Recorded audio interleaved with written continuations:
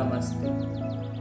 मैं ब्रह्मा कुमार स्वागत करता हूं आप सभी यात्रियों का आध्यात्म के इस सफर, क्योंकि जीवन एक सफर है और हम सब उसके यात्री हैं। हम सब यात्रा कर रहे हैं जीवन के इस सफर में, और हर रोज हमारा जीवन आगे निरंतर बढ़ता जा रहा है और इस बात में सब सहमत होते हैं।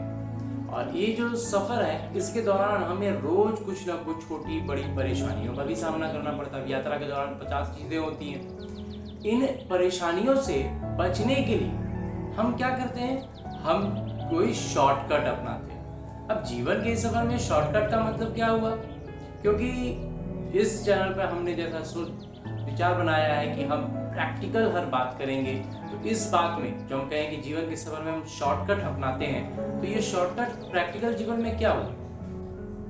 आइए इसको एक उदाहरण से समझते हैं। शॉर्टकट का मतलब है कि हम कोई काम को करने के लिए सोचते हैं कि जल्दी से हमारा ये काम हो जाए और हम आगे बढ़ जाए, जीवन के सफर में थोड़ा और आगे निकल जाए। तो ये हमारा उद्देश्य होता है। शॉर्टकट क्या करते हैं? प्रैक्टिकल में इस पर एक बात करते हैं कि एक बंदा जिसको अपना पैसा खूब कमाना है, जो आज के समय में सबका ही लक्ष्य है, तो पैसा बहुत कमाना है, तो वो क्या करता है कि लोन लेता है। वो बैंक का लोन नहीं होकर के बाजार से लोन ले, है ना, किसी से भी लेते थे, बाजार से पैसे उठाता है किसी से और बिजनेस शुरू करता है। और बिजनेस में वो कई लोगों को अपना माल देता है, तो जाहिर सी बात है, नया बिजनेस है तो लोग उससे कहेंगे कि हम आपसे कैश क्यों खरीदें, तो वो उसको उधार देता है। अब प्रैक्टिकल सीन ये है कि ये बंदे ने जो उधार एक आदमी से लिया था, वो उसको वापस नहीं करता। तो जब वापस नहीं करता, तो जिसने उसे उधार दिया था उसने कहा कि भैया तुमने मुझसे पैसे लिए थे इतने समय के लिए, अब पैसे वापस करो। तो ये बंदा कहता है कि मैंने अपने आगे उधार दिया हुआ है, मुझे वापस नहीं मिल रहे, मैं आपको नहीं दे सकता। और ये अपने आप को जेन्युइन बताता है, सही बताता है। अब आप विचार कीजिएगा कि क्या कौन सही है? क्या इसका दूसरों को उधार दे देना और फिर अपना कर्ज नहीं चुकाना सही है? ऐसे ही कंफ्यूजन्स में हम रोज उलझ रहे हैं, क्योंकि ये वास्तविकता ये है ना कि हम जो शॉर्टकट अपनाते हैं, इसमें हमारे पास हमारा ज्ञान में इतनी क्लैरिटी नहीं है कि हम समझ पाए कि कहाँ कौन सही है, कौन गलत है, क्या सही है, क्या गलत है।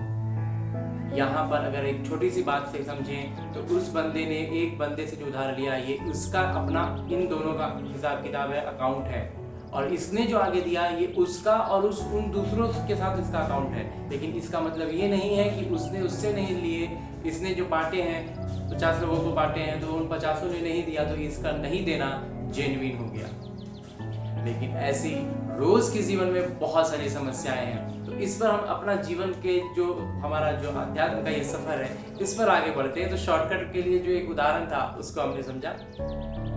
आगे क्या होता है कि हम जब अब इस उलझन में उलझ गए, तो ऐसी जब शॉर्टकट्स का ये जो भूल भुलैया है ना, इस भूल भुलैया में हम ऐसे उलझ जाते हैं कि हमारे जीवन का उस समय फिर दो उद्देश्य हो जाता है। क्या हो जाता है कि पहले तो इस भूल भुलैया से निकले, भाई सादा सी सरल जीवन हो, शांति सुकून से रह सके, एक ये हो गया। और दूसरा, जो हमने अगर ये शॉर्टकट्स नहीं अपनाए थे, तो हमारा जो जीवन था, हम जिस राह पर चल रहे थे, उसका भी तो कोई लक्ष्य होगा ना। एक तो जो हम एक्स्ट्रा उलझ गए उससे बाहर आ जाए, और दूसरा कि जो जीवन का लक्ष्य है वहां तक पहुंच पाए। अच्छा, हमारे इस जीवन का एक लक्ष्य होता है। किसी भी सफर में हम चलना शुरू करें तो उसका एक लक्ष्य होगा ना, कि एक शहर से निकल रहे हैं तो हमें फलाने शहर तक पहुंचना है, तो उसका एक लक्ष्य होता है। तो जीवन एक सफर है, इसमें सब राजी है कि हाँ जीवन एक सफर है, लेकिन इस सफर का लक्ष्य क्या है, हमें पहुंचना कहाँ है, इसका पता है हमें? इस बात पर हम जब जैसे ही इस लक्ष्य की बात करते हैं ना, हमारे बीच मतभेद आ जाता है। मतलब कुछ का ये कहना है, कुछ का वो कहना है, कुछ इस बात के लिए राजी है, कुछ उस बात के लिए राजी है। लेकिन इन सारी बातों को अगर हम समेटें, तो दो जगहों पर, दो लक्ष्य पर हम जाकर के अपना मंजिल निर्धारित कर पाते हैं, मोटे मोटे तौर पर। एक जो मानते हैं, जो भगवान में विश्वास रखते हैं, भगवान है, आध्यात्म है, धर्म है, इस तरह की कुछ बातों में वो अपना रुझान रखते हैं, विश्वास रखते हैं, वो उसको जीवन का उद्देश्य वही मानते हैं कि हमें भगवान से मिलना है, भगवान तक पहुंचना है, इस जीवन का लक्ष्य। और जो इस भगवान की बातों में रुचि नहीं रखते, उनको समझ में ही नहीं आती ये बात, भगवान की बात से ही उनको थोड़ा अनकंफर्टेबल जिसको कहते हैं, मतलब सहज नहीं महसूस होता, वो बहुत ज़्यादा बेचैन होने लगते हैं, उनके अंदर सरलता नहीं आती है भगवान की बातों में और इस तरह के आध्यात्म धर्म की बातों में। जब वो उलझते हैं, सीधा कहते हैं हम ये सब नहीं मानते, ठीक है, वो नहीं मानते हैं। तो उन्होंने क्या लक्ष्य रखा भाई, जीवन का सफर तो उनका भी चल रहा है, तो उनका लक्ष्य क्या होगा? उनका लक्ष्य है कि जीवन में कामयाबी पाएं। अब जरा सा हमारे सामने क्या हो गया, जरा इस बात को हम जरा समझें तो हमारे सामने दो लक्ष्य आ गए ना, एक जीवन में कामयाबी पाना और दूसरा भगवान तक पहुंचना। ये दो लक्ष्य हैं, लेकिन लक्ष्य तो एक होना चाहिए। चलिए इन दो लक्ष्यों को एक में समेटने का प्रयास करते हैं। इस कामयाबी, पहले बात कर लेते हैं थोड़ी सी इस कामयाबी को। इस कामयाबी में जो नहीं मान रहे हैं, जो इनका विचार कुछ और है, उनको थोड़ा सा अपनी ओर रुझान कराते हैं कि क्या है और क्यों है वो इस लाइन में, और उनका भी जो उद्देश्य है उसका वास्तविक अर्थ क्या है। ये जो शब्द है कामयाबी, इसका अर्थ क्या है, इसका मतलब मायने क्या होते हैं, कामयाबी का मतलब हम क्या समझते हैं? एक शब्द में अगर इसका जवाब दें तो वो है सुखी संपन्न। अब ये जो सुख वाला जीवन है, तो इसका सुख वाले इस जीवन में, हमारे जीवन में सारे सुख सुविधाएं हो, इसका प्रभाव क्या होगा कि हम निश्चिंत रहेंगे, हम शांत रहेंगे, हम सुखी रहेंगे, हम खुश रहेंगे।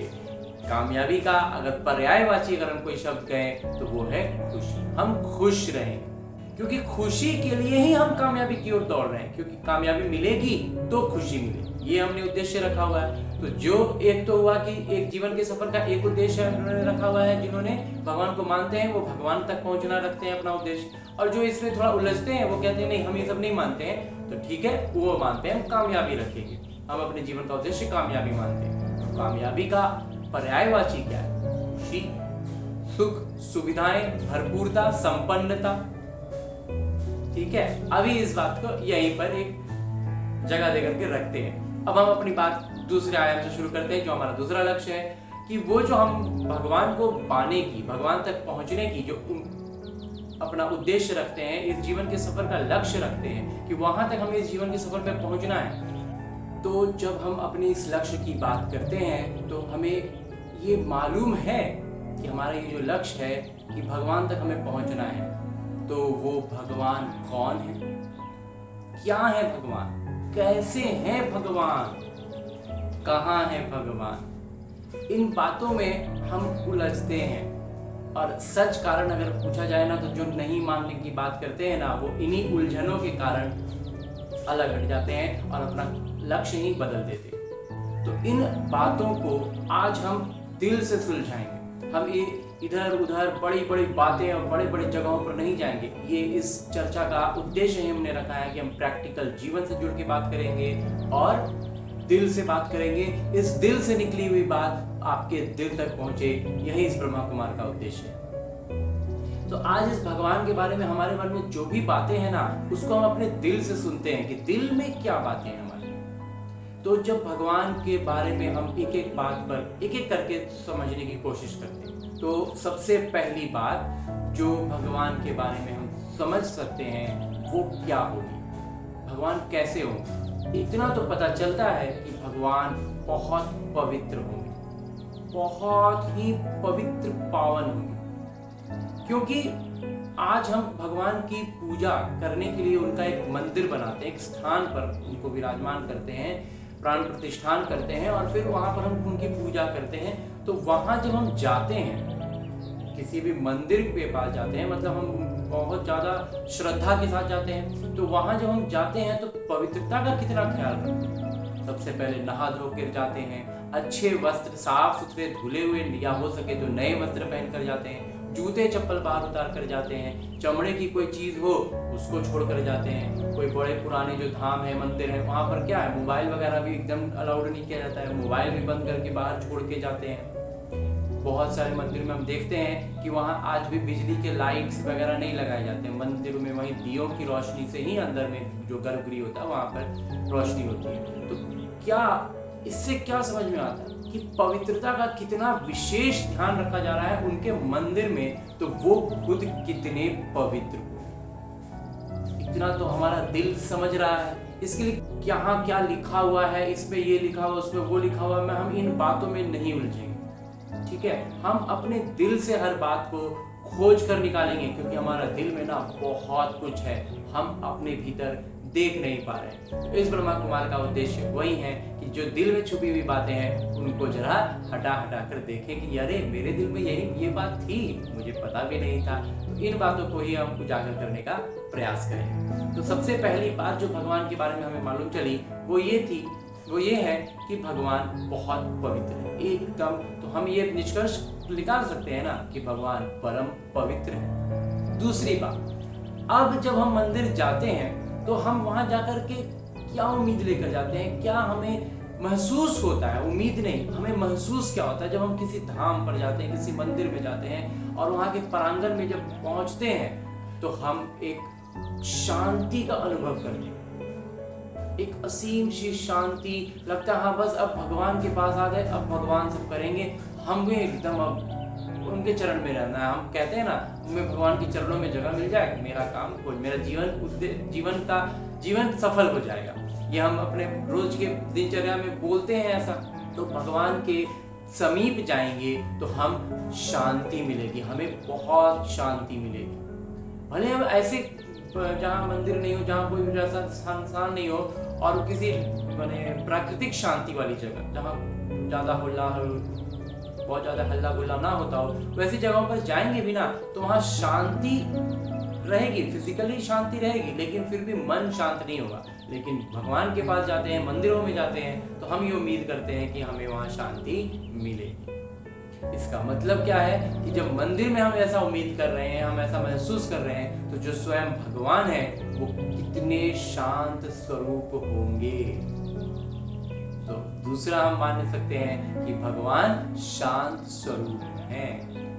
तीसरे पर आते हैं, हम भगवान के पास जब जाते हैं, मंदिरों में जब हम जाते हैं तो क्या करते हैं? हर बात को, अपने दिल की हर बोझ को उनको देना चाहते हैं। हम कोई भी गलत कुछ हो गया, कुछ भी ऐसा हो गया जो हम अब जो सेल्फ गिल्ट कहते हैं ना, कोई भी अंदर की बात हो, हम किसी से कहने नहीं पा रहे हैं तो भगवान को जरूर कहते हैं कि भगवान हमसे ये हो गया, और फिर भी उम्मीद करते हैं कि भगवान हमें क्षमा करें। उम्मीद करते हैं ना कि भगवान हमें क्षमा कर दे, भगवान हमसे ये गलती हो गई है, हम आगे नहीं करना चाहते हैं, या अभी भी मेरा उद्देश्य ये नहीं था, हम तो कुछ ऐसा कर रहे थे, ऐसा हो गया। तो ये चीजों को लेकर के जब हम भगवान के पास जाते हैं और उनसे क्षमा की उम्मीद करते हैं, तो क्षमा कब करेगा कोई, कैसे करेगा? जब उसके दिल में बहुत ज्यादा आपके लिए प्यार हो।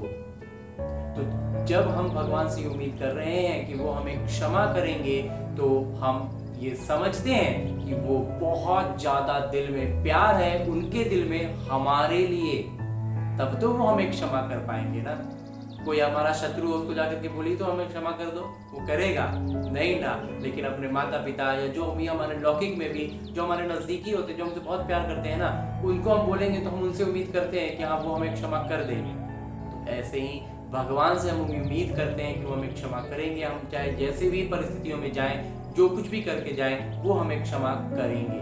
तो भगवान, तो तीसरे में हम ये निष्कर्ष निकाल सकते हैं कि भगवान प्रेम के सागर हैं, प्रेम का स्वरूप है भगवान। इसके बाद एक और बात है, भगवान सुख का, खुशियों का स्वरूप है। क्योंकि हम क्या करते हैं, भगवान से मन्नतें मांगते हैं, और जब मन्नत पूरी होती है तो हम खुश होते हैं। तो ये खुशी कौन देता है? भगवान देते हैं। तो इसका मतलब क्या हुआ कि भगवान के पास हम खुशियों के लिए जाते हैं, तो हम ये उम्मीद करते हैं कि उनके पास ढेर सारी खुशियां होंगी, खुशियों के सागर हैं, सुख के सागर है भगवान, तब तो उनसे हम जाते हैं और 2-4 लोटा मांगते हैं कि 2-4 लोटा दे दीजिए, आपको क्या फर्क पड़ेगा, ये उम्मीद करते हैं ना। तो इसका मतलब क्या हुआ कि भगवान सुख के सागर हैं। अगली बात जो है वो है कि भगवान से हम शक्ति की उम्मीद भी बहुत करते हैं, और सिर्फ उम्मीद नहीं करते, सचमुच में भगवान शक्ति हमें देते हैं, और ये हम जानते हैं। और कई बातों में हम इधर उधर उलझ भी जाए, लेकिन इतना तो हमारा एकदम माइंडसेट क्लियर है कि भगवान के पास बहुत शक्ति, अथाह शक्ति है भगवान के पास, है ना। भगवान ऐसे चुटकी बजाएंगे और सारे काम हो जाएंगे। तो इतना मतलब भगवान के पास शक्तियां बहुत हैं, हमें तो बस थोड़ी सी भी शक्ति दे देना, हमारा काम हो जाएगा। इसका मतलब क्या है, भगवान शक्तियों के भंडार हैं, है ना। और उसके बाद अगर हम और आगे बढ़े तो भगवान ज्ञान का भंडार, ज्ञान का प्रकाश पुंज है, जहां से जैसे लौकिक में हम फिजिकली जो देखते हैं ना कि सूर्य है और उससे दिन होता है, सूर्य से रोशनी होती है, वैसे ही भगवान है जो हमें ज्ञान दे सकते हैं। अभी भले हमारी स्थिति ऐसी है कि हम भगवान से सीधा सीधा ज्ञान नहीं ले पा रहे हैं, हम वो ज्ञान की उम्मीद कर रहे हैं, और लेकिन हम वहां तक पहुंच नहीं पा रहे, कुछ कारण है। इसको यही सब पर तो बातें हमें करनी है। तो भगवान के पास बहुत ज्ञान है, और वो ज्ञान हमें लेना है, हमें उनके और करीब जाना है। हमारे जीवन का लक्ष्य तो भगवान तक पहुंचना है ना। तो उन तक पहुंचने के लिए हम भगवान के पास क्या कर रहे हैं, भगवान के पास ज्ञान का भंडार है, ज्ञान के वो प्रकाश पुंज है, ये हमें पता है। तो भगवान का जो हम एक अपने दिल में ढूंढ रहे हैं कि भगवान कैसे होंगे, तो कैसे होगा का जवाब आज हम लोगों ने अपने ही दिल से ढूंढा है कि भगवान के पास ये सारे गुण हैं, और ये भगवान हैं। और इसके इन सब गुणों से जब कोई भरपूर होगा तो क्या होगा, उनके चारों ओर आनंद ही आनंद होगा। तो हम ये निष्कर्ष बड़े प्रेम पूर्वक निकाल सकते हैं, बड़े अच्छा से, बड़े सरलता से, अपने दिल से हमने ढूंढ के निकाला। किसी ने हमें इधर उधर से हमें जमा नहीं करनी पड़ी बात कि यहाँ ये लिखा है, वहाँ वो लिखा है, इसमें ऐसा लिखा है, उसमें वैसे लिखा है, हमने ये पढ़ा, हमने वहाँ ये पढ़ा। कहीं कुछ नहीं करना है, हमारे दिल में जो बात है, हम बस उस दिल की बात को थोड़ा थोड़ा ढूंढ कर बाहर निकालेंगे, और इस निष्कर्ष पर पहुंचते हैं कैसे हैं भगवान। तो हमें ये आज अपने दिल से हमने ढूंढ के निकाला कि कैसे हैं भगवान। तो भगवान के जो सारे गुण मिल रहे हैं, खुशियों के सागर हैं, सुख के सागर हैं, वो प्रेम के सागर हैं, वो ये जो सारा गुण हमें मिल रहा है। तो जो वो वाले भाई, वो वाले यात्री जो भगवान को नहीं मान रहे थे और कह रहे थे कि नहीं, हमारा उद्देश्य तो है कि हम जीवन में कामयाबी को पाएं, तो कामयाबी का पर्यायवाची हमने देखा था खुशियां ही खुशियां, सुख, समृद्धि, वैभव, संपन्नता। तो जब इतना सब कुछ संपन्नता भगवान के पास है, तो और उसमें जो एक गुण है, कई गुणों में से एक गुण है सुख का होना, खुशियों का होना, शांति का होना, ये सारे गुण कामयाबी में भी हम यही उम्मीद करते हैं कि कामयाबी का मतलब क्या हो, हमारे पास सब कुछ की संपन्नता हो, कोई चीज की कमी ना हो, हम खुश रहें। तो ये खुशी तो भगवान भी दे रहे हैं। इसका मतलब कि भगवान के ही कई गुणों में से किसी एक गुण को अलग कर लिया और कहा बस मेरा उद्देश्य यहीं तक है। कुछ ऐसा लग रहा है ना। तो यही बात वास्तव में सच्चाई है कि हम क्यों उलझ जा रहे हैं और क्यों दूसरा एक लक्ष्य रख ले रहे हैं।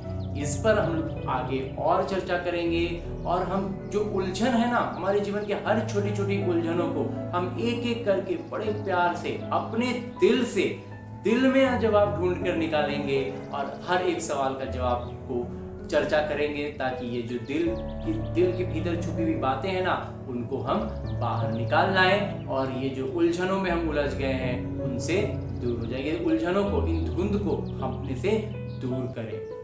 तो भगवान की ऐसी ऐसी बातों को, आध्यात्म के इस बात को हम और अच्छे से हर बार थोड़ा और बेहतर करने का प्रयास करेंगे, प्रैक्टिकल जीवन से जोड़कर बात करेंगे। ऐसे ही अपने शुभ भावना और शुभ कामनाओं के साथ आज के लिए लेते हैं विदाई। ओम शांति।